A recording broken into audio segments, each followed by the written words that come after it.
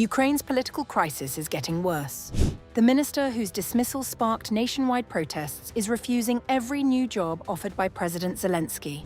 Mykhailo Fedorov says he'll accept only one position: Defence Minister. This standoff is now turning into a direct test of Zelensky's authority.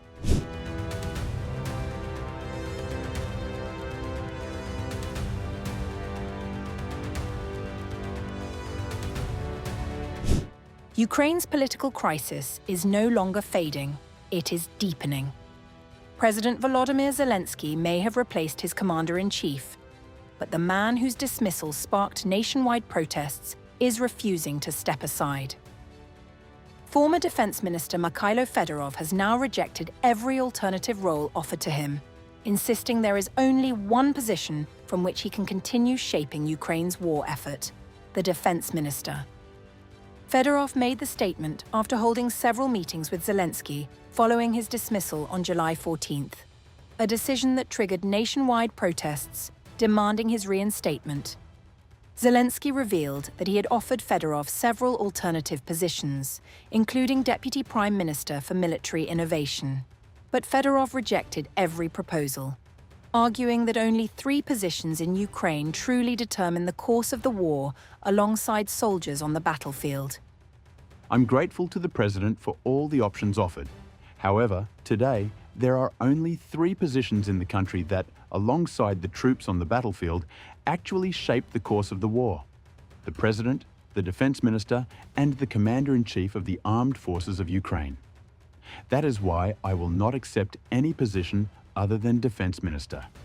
Fedorov says his team had developed a clear strategy after taking office in January, focused on strengthening air defences, stabilising the front line, and striking Russia's economy. According to him, those policies helped Ukraine regain the initiative on the battlefield. No other role carries the actual authority to combat procurement corruption, complete the army's transformation, plan and execute asymmetric operations against the enemy, root out a culture of lies and unaccountability within the system, or finish the initiatives our team has already started at the Defence Ministry. Despite the political pressure, Zelensky has already appointed former Security Service official Yevgeny Kamara as acting Defence Minister, while presidential officials say discussions with Fedorov are still ongoing. Zelensky has offered only one public explanation for not reappointing Fedorov as Defence Minister, pointing to an alleged conflict between him and then Commander-in-Chief Oleksandr Syrskyi, who was dismissed on July 21st amid protests.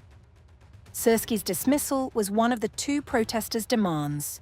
The other was Fedorov's reinstatement as Defence Minister. With the second demand still unmet, protest organisers have called for nationwide protests starting on July 24th. One senior army source told The Guardian that Zelensky faces a major dilemma.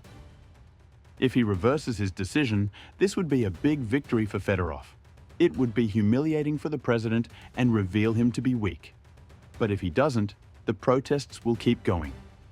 35-year-old Fedorov has been widely credited with modernizing Ukraine's armed forces through data-driven reforms, expanding the Army of Drones initiative, and strengthening anti-corruption efforts.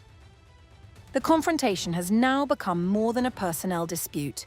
It has evolved into a test of political authority during wartime, with Zelensky determined to stand by his decision and Fedorov refusing to accept anything less than the role he believes is essential to Ukraine's war effort.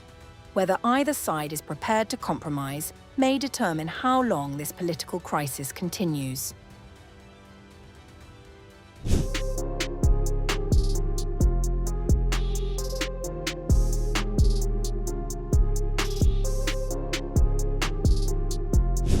Ukraine has a new commander, and the reaction is not coming from Kyiv alone. While Ukrainian soldiers welcomed Major General Mykhailo Drapetti's appointment as Commander-in-Chief, the loudest alarm bells were ringing across Russia.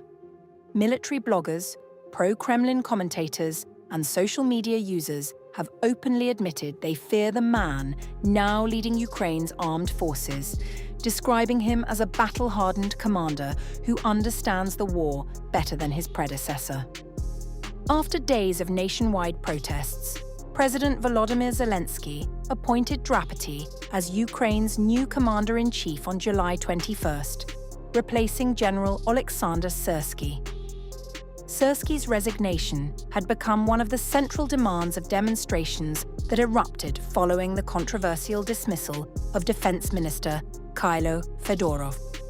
Drapety is one of Ukraine's most experienced battlefield commanders and has been fighting Russian forces since 2014. His appointment was celebrated by Ukrainian troops and protesters alike. Across the border, however, the reaction was very different.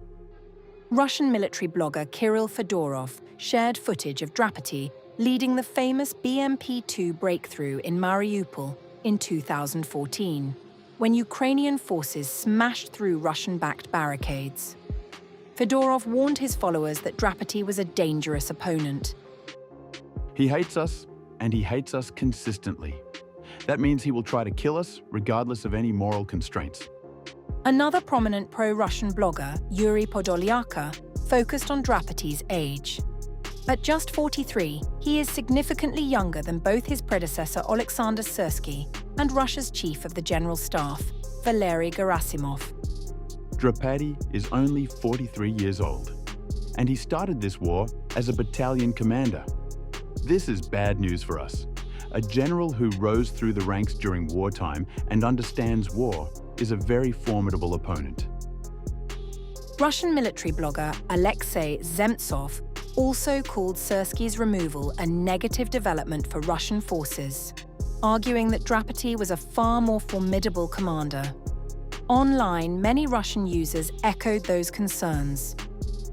A user identified by the nickname SV described how it was a positive development for the Ukrainians. SV wrote on Telegram, "That's it. Magyar has free rein now. Now it's going to be Armageddon." Some argued that Drapety's appointment would make the battlefield even more dangerous for Russian troops, while others drew attention to Ukraine's political system, noting that public protests had successfully forced a major change in military leadership. Artem Karyakin, a soldier of the Ukrainian armed forces, told the Kyiv Independent, Drapety commands tremendous respect within the Ukrainian military, something that is extremely difficult to earn. Several users contrasted that with Russia, saying ordinary Russians simply accepted government decisions without resistance. Inside Ukraine, soldiers expressed optimism. Many also hope he will improve resource distribution, strengthen cooperation with foreign volunteers, and lead the armed forces with a more transparent and data-driven approach. For Ukraine, Drapety represents a new chapter in military leadership. For Russia, however, his appointment is being viewed as something else entirely: the arrival of an opponent many already consider more dangerous than the one he replaced.